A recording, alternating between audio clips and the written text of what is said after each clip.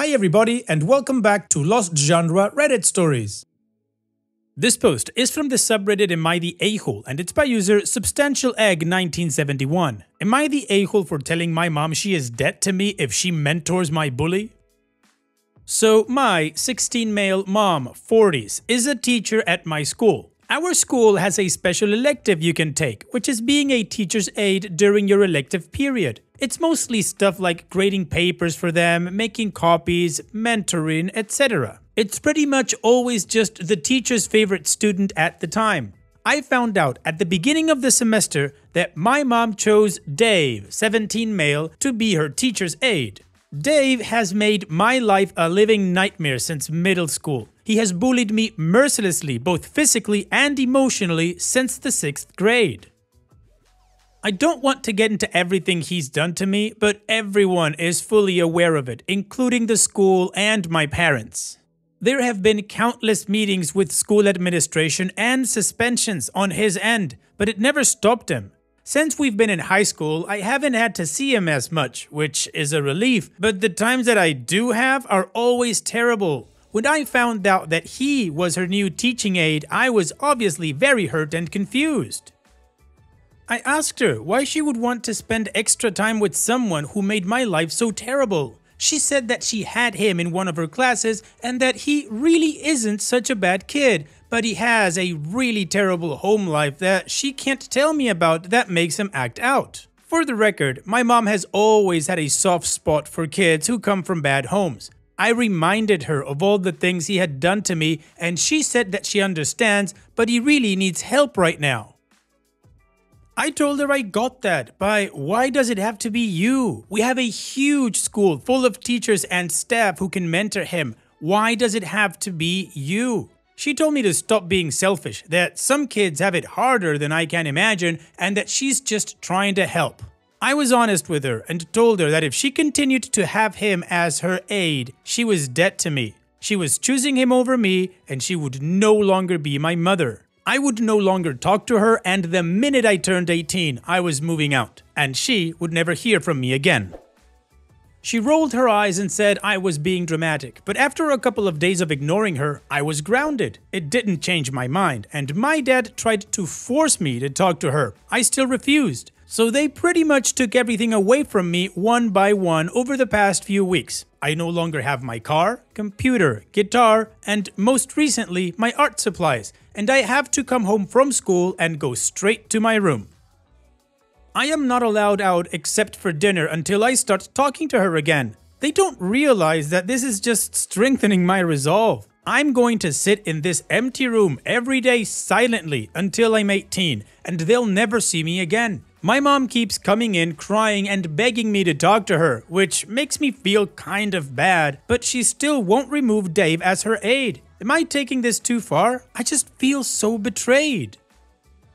Wow, OP, this is a very complex situation, but I don't think you're the a-hole. I understand that Dave's life must be really bad, his home life. I really don't know his backstory. Your mom does. But I absolutely agree with you in the point where you say, why does it have to be her? There are many other teachers and counselors that could try to help him out, but your mom chose him. Look, some kids act out when they have a sibling because they're afraid of being replaced by the baby. But in this case, your mom literally chose your bully over you and brushed you aside, calling you selfish and that he wasn't such a bad kid, knowing everything that you've gone through.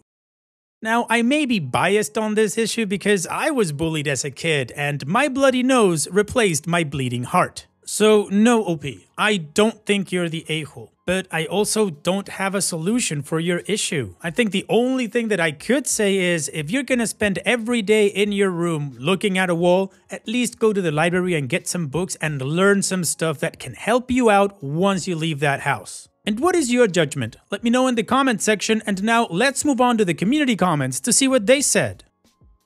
Prickly Peaches says, not the a-hole. I'm sure Dave has a rough life, but it doesn't excuse his cruelty towards you. I would be extremely hurt if my mom sided with my bully. Your mom should ask one of her colleagues to take him on as an aide and then tell Dave that given his prior history with you, it is no longer appropriate for him to be her aide. Mommy Kraken says, not the a-hole. Is there someone else you can live with? A school counselor or family member to talk to? It's not going to reflect well on her if it's known she's supporting her son's bully and is punishing her son at home for not being okay with that. If you want to ramp it up, put a countdown to your 18th birthday up on your wall. Seriously though, if she does give up mentoring this kid, she and your father have still seriously damaged their relationship with you. You need to make that clear in the event your mom cracks. Demanding family counseling with a therapist you approve of so the therapist can also tell your parents how awful they're being. Shinso Dune says, not the a-hole. If my mother would have done that to me or one of my brothers, we would have treated her like a traitor. She puts her savior complex or whatever this is over your mental health. She is, in addition to that, disloyal to your family. You. Just ignore her and organize your life. Do good in school and leave her behind when you're old enough and independent. I cannot even compute how people do this to their own blood, but here we are. I wish you the best. Additional information from OP's comments. My dad is kind of in the middle. He understands why I am upset, but thinks I'm taking it too far by refusing to talk to her. I know he's tried talking to my mom into dropping Dave, but I think he just thinks it would be easier to control me than her. Also, my mom got one of my teachers to pull me aside and try to convince me to forgive her. He said all that crap about only having one mom and whatnot. When he stopped talking, I asked if he was done and just left the classroom. As for other teachers, I don't really know who I could talk to. I just feel everyone at the school already knows about the bullying, and it has never been taken seriously before. I think it mostly just comes down to everyone not really believing I can be a victim of bullying. I don't think most people would imagine me when they hear bully victim. I'm big, somewhat athletic, and on the tennis team. I'm not popular by any means, but I have a close group of friends. I'm just really quiet by nature and I'm not good at conflict. I think all the adults see this and think, well, he isn't really a bully victim. OP's in-post update. I'm sorry I stopped answering everyone's questions. I just kind of freaked out when this blew up out of nowhere, and I almost deleted it a few times because I was scared someone at school would see it and recognize me. Everyone let me know that it was not my fault, but it helped a lot, so I felt less embarrassed about someone I know potentially seeing it. Nothing has really changed, but a lot of you made a good point that if I'm really going to go this route, then I need to come up with a plan for what I'm going to do when I get out. I considered the military, like some people suggested, but then I remembered my school has a special trade program. You can go to our school for half a day and then spend the other half at our local community college taking trade classes. I think that depending on what you are doing, you can get an associate's degree or whatever certifications you need by the time you graduate. I went to my guidance counselor during lunch today and told her I wanted to switch to that program. She acted really surprised and asked why I wanted to change now since I was already taking AP classes and was on the college track. I told her I didn't want to talk about it, but I would need to be ready for independence when I graduated, and this seemed like the best way. She said it might be too late to change it this semester, but she would look into it for me and let me know.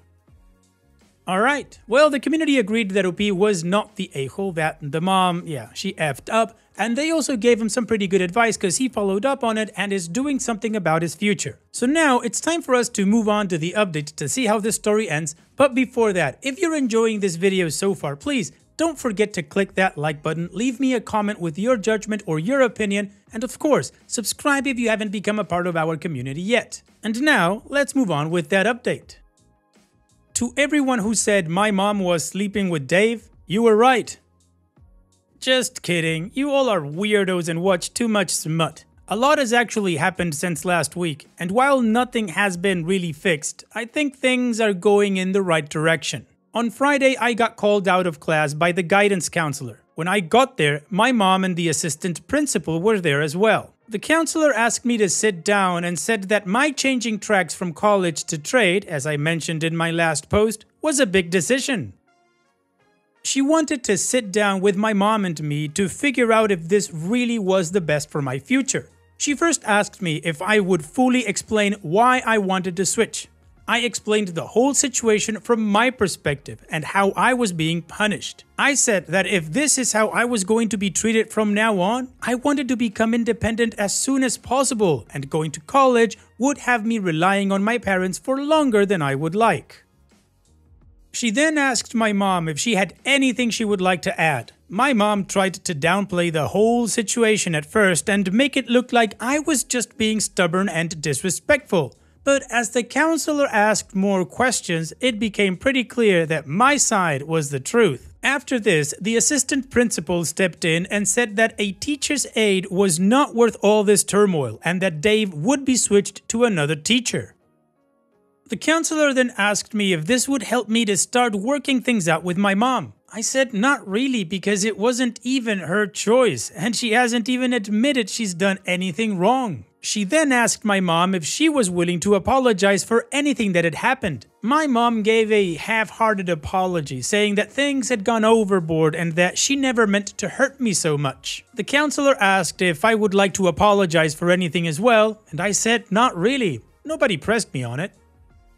The counselor then told me about my transfer and that it was too late for this semester. What she suggested is that my mom and I and possibly my dad should go to a family counselor for the rest of the semester. I would stay in my current classes, my parents would give me all my stuff back, and we could see if we could come to some kind of peace before next semester. She then asked my mom if after that I still had not changed my mind, would she accept the class changes. My mom said no at first because she wanted me to go to college, but I told her that she had already failed me as a mother once. Please don't do it again. She got really quiet and said she would agree to it if that was what I really wanted. When I got home, my stuff was returned to me. I also started talking to my mom again. I just kind of felt like there wasn't a point in ignoring her anymore. I don't treat her like a mother or anything anymore, but I'll answer if she asks me a question. It just feels like now that I have a plan, a lot of my anger is gone, and I see her as a person who happens to live in my house. We haven't scheduled our first counseling session yet, but I don't see it changing much anyway. The damage is done, so I don't see myself changing my mind. That's pretty much it. I probably won't update again unless something crazy happens or something. Thank you to everyone who gave me good advice. Well, OP, your mom can now write a book. How to destroy your relationship with your son. What an idiot. I'm so sorry, OP.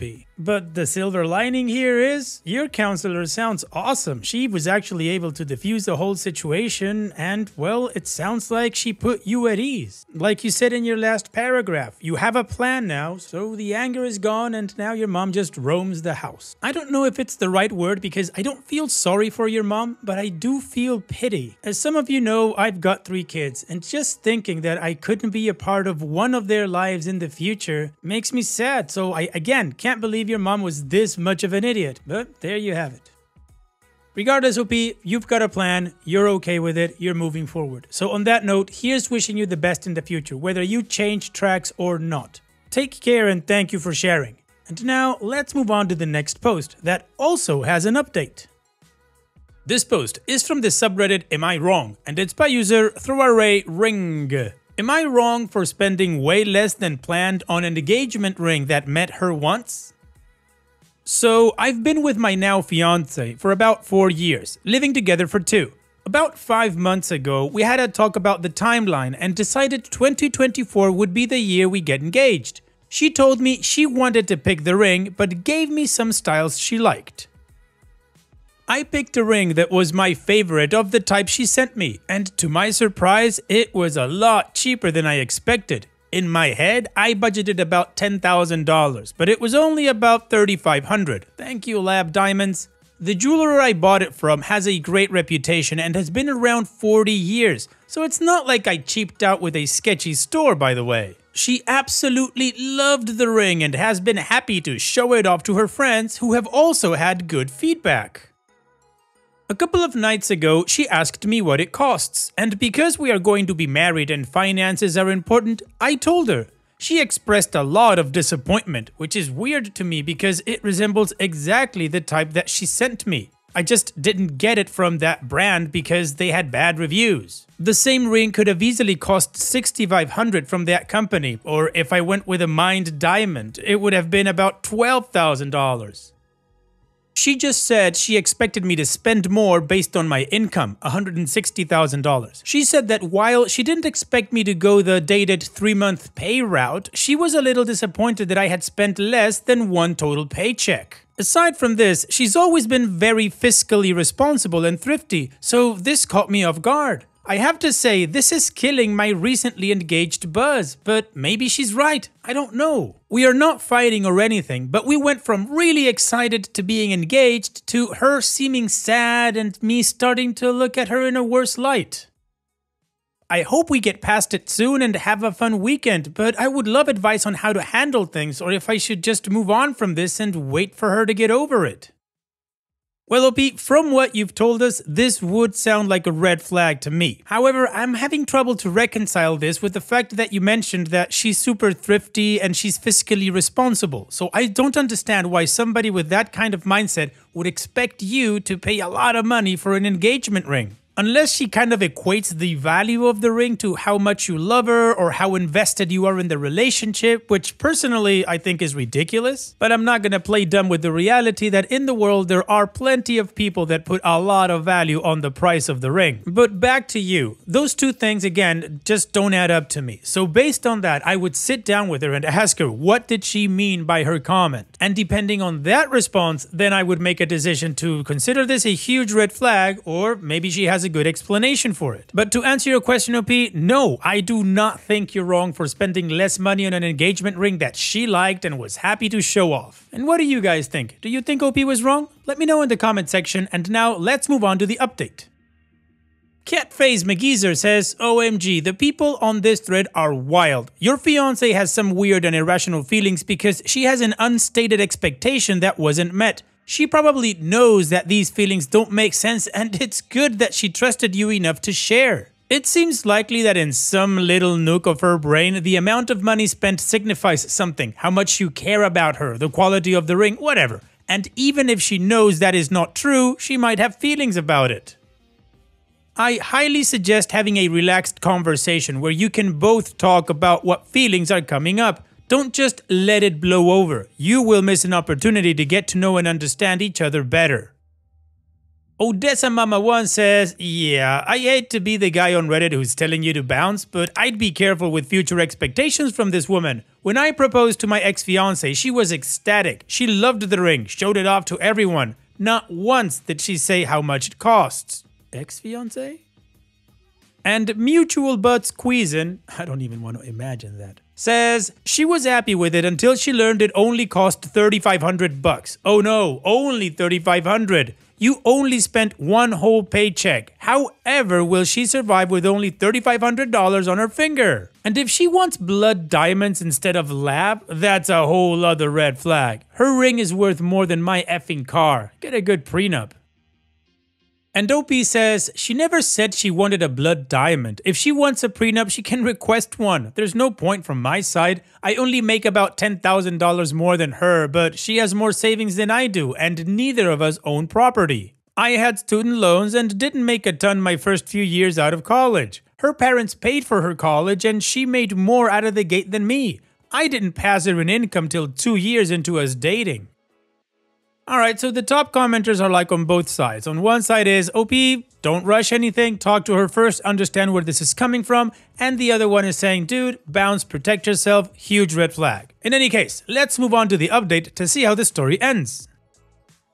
First, I want to say to everyone calling her a gold digger, that is so stupid. Some of you should go outside and touch grass more or talk to a therapist. She has more savings than me, made more than me in the first half of our relationship, and will inherit significant money from her family, while I certainly will not.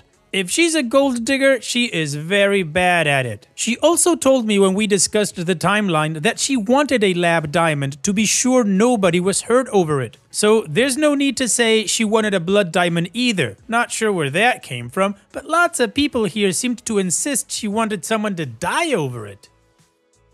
I don't think either of us realized how much cheaper lab diamonds have gotten in just the last couple of years. Now for the actual update. Last night we had a sushi takeout and wine night, and I told her how her response made me feel. She was extremely apologetic and told me she felt awful all day at work about it and was thinking of how to apologize. She said she realizes her feelings made no sense. It's just that it can get ingrained in women's heads that their long-term boyfriend is going to make the sacrifice and spend a lot of their money, and there's romance associated with it. But logically, it's stupid and makes no sense. We want to buy a house together when our lease is up, and she mentioned how it's great that the ring costs less than expected, so we can put more towards that. We are all good. Thanks to the people with reasonable advice. There were a lot of other responses and PMs I got from people who don't seem to have much relationship experience, but I'm going to ignore y'all. Lol. Peace out, everyone. Alright, so you guys had that talk, which is really important because, again, communication won. And you guys are on the same page and back to good. So here's wishing you both the best in the future, OP. Thanks for sharing and take care. And that's it for today's video. Thank you so much for taking the time to watch it. Now, if you've gotten to this point in the video, I assume that you like these stories that I'm reading out. So here are a couple more that you might enjoy. And if you don't have any time to watch another story right now, save it for later. And also, don't forget to hit that subscribe button.